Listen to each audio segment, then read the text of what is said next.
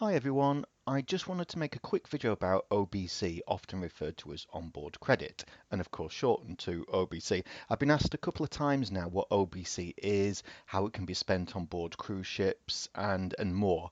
So I just wanted to make a quick video around this so I can explain it a little bit more, especially so to those that are new to cruising. So hopefully you'll find this little video helpful. If you're new to cruising, then you may not know that cruise ships are cashless in that you can't use cash to pay for any goods when on board. Instead, you have an online account that is linked to your credit or debit card and of which the bill is settled at the end of your cruise. When you first get on the cruise ship, what you'll be offered or given is a little plastic card, like a credit or debit card, that you then take with you around the ship. Some people wear them on lanyards, some people just keep them in their purses or wallets, but you use this to tap and pay wirelessly for goods or services that you're paying for when you're on board, alongside your onboard account. When booking a cruise, you may be offered an incentive that includes an amount of onboard credit, often just called O.B.C. This amount can vary from cruise line to cruise line and be dependent on the offers available for your particular booking requirements, such as the dates you're wanting to cruise or the length of cruise itself.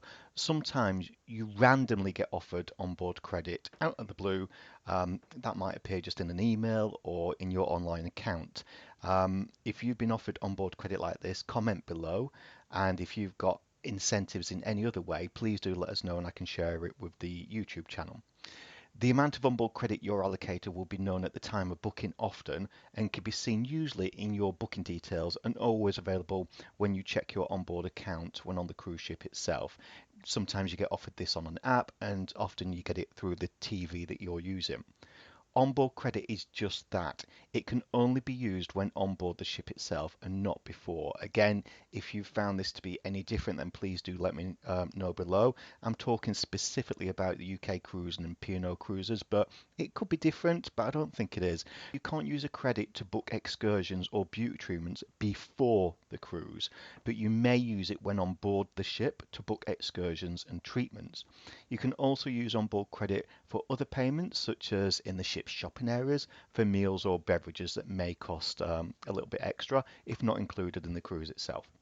This would depend on your cruise line onboard credit terms and conditions that you should check beforehand, just so you know you don't rack up unexpected bills. I'll leave some links below as well in the comments or the information section for the popular cruise lines as well, so you can just click on those and have a look.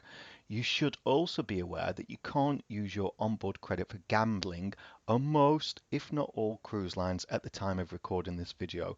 Again, do let me know in the comments below if anyone has used their onboard credit in the casinos, the fruit machines, or gambling in any way.